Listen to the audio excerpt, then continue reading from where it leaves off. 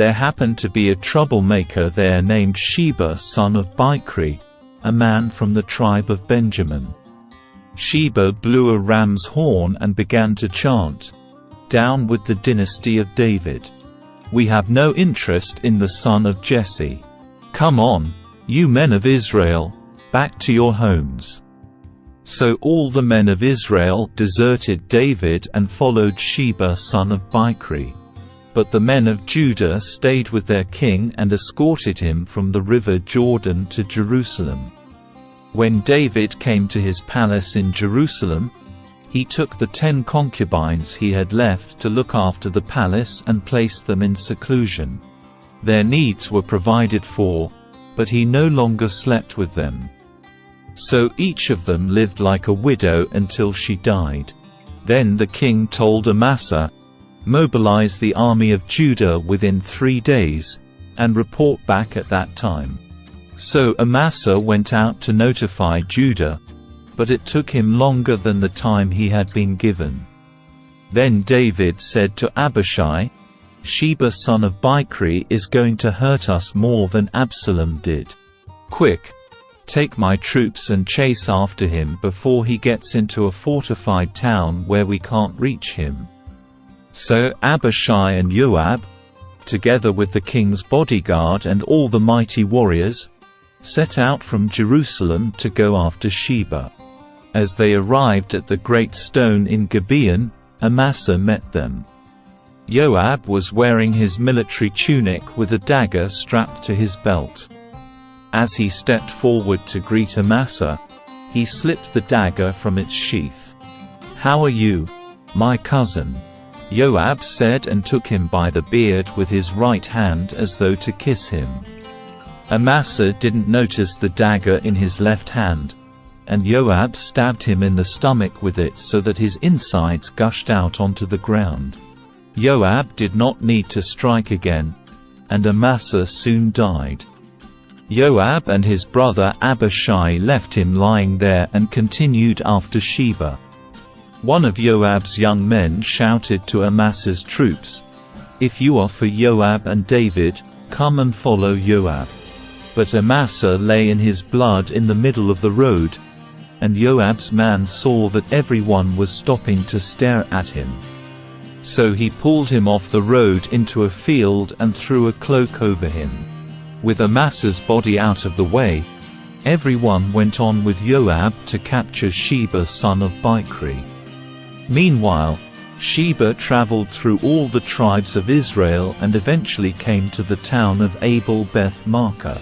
All the members of his own clan, the Bicrites, assembled for battle and followed him into the town.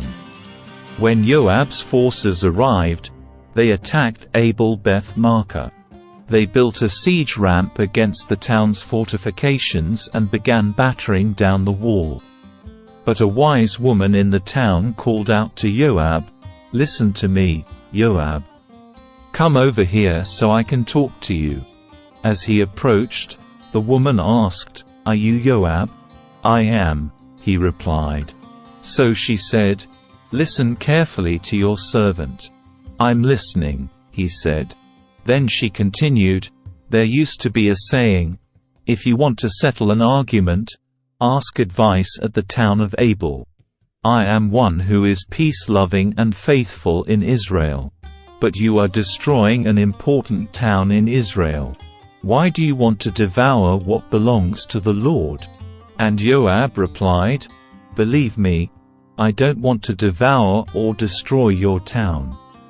That's not my purpose. All I want is a man named Sheba son of Bicri from the hill country of Ephraim, who has revolted against King David. If you hand over this one man to me, I will leave the town in peace."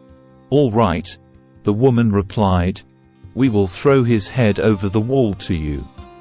Then the woman went to all the people with her wise advice, and they cut off Sheba's head and threw it out to Joab. So he blew the ram's horn and called his troops back from the attack. They all returned to their homes, and Joab returned to the king at Jerusalem. Now Joab was the commander of the army of Israel. Benaiah son of Jehoiada was captain of the king's bodyguard. Adoniram was in charge of forced labor. Jehoshaphat son of Ahilud was the royal historian. Sheva was the court secretary. Zadok and Abiathar were the priests. And Ira, a descendant of Jair, was David's personal priest. There was a famine during David's reign that lasted for 3 years, so David asked the Lord about it. And the Lord said, "The famine has come because Saul and his family are guilty of murdering the Gibeonites." So the king summoned the Gibeonites. They were not part of Israel but were all that was left of the nation of the Amorites. The people of Israel had sworn not to kill them, but Saul, in his zeal for Israel and Judah, had tried to wipe them out. David asked them, "What can I do for you? How can I make amends so that you will bless the Lord's people again?" "Well, money can't settle this matter between us and the family of Saul," the Gibeonites replied. "Neither can we demand the life of anyone in Israel. What can I do then?" David asked. "Just tell me and I will do it for you." Then they replied, "It was Saul who planned to destroy us, to keep us from having any place at all in the territory of Israel. So let 7 of Saul's sons be handed over to us, and we will execute them before the Lord at Gibeon, on the mountain of the Lord." "All right," the king said, "I will do it." The king spared Jonathan's son Mephibosheth, who was Saul's grandson, because of the oath David and Jonathan had sworn before the Lord. But he gave them Saul's 2 sons Armoni and Mephibosheth, whose mother was Rizpah daughter of Aiah. He also gave them the 5 sons of Saul's daughter Merab, the wife of Adriel son of Barzillai from Meholah. The men of Gibeon executed them on the mountain before the Lord. So all 7 of them died together at the beginning of the barley harvest. Then Rizpah daughter of Aiah, the mother of 2 of the men, spread sackcloth on a rock and stayed there the entire harvest season. She prevented the scavenger birds from tearing at their bodies during the day and stopped wild animals from eating them at night. When David learned what Rizpah, Saul's concubine, had done, he went to the people of Jabesh-Gilead and retrieved the bones of Saul and his son Jonathan.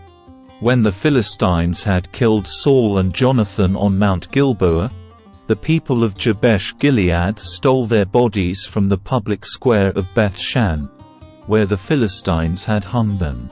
So David obtained the bones of Saul and Jonathan, as well as the bones of the men the Gibeonites had executed.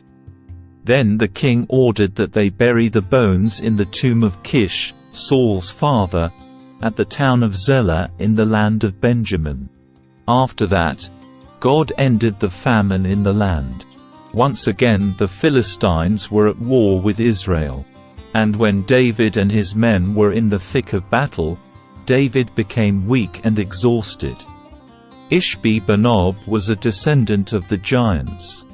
His bronze spearhead weighed nearly 3.5 kilograms, and he was armed with a new sword. He had cornered David and was about to kill him. But Abishai son of Zeruiah came to David's rescue and killed the Philistine. Then David's men declared, "You are not going out to battle with us again. Why risk snuffing out the light of Israel?" After this, there was another battle against the Philistines at Gob. As they fought, Sibbecai from Hushah killed Saph, another descendant of the giants. During another battle at Gob, Elhanan son of Jair from Bethlehem killed the brother of Goliath of Gath. The handle of his spear was as thick as a weaver's beam. In another battle with the Philistines at Gath, they encountered a huge man with 6 fingers on each hand and 6 toes on each foot, 24 in all, who was also a descendant of the giants. But when he defied and taunted Israel, he was killed by Jonathan, the son of David's brother Shimea. These 4 Philistines were descendants of the giants of Gath, but David and his warriors killed them.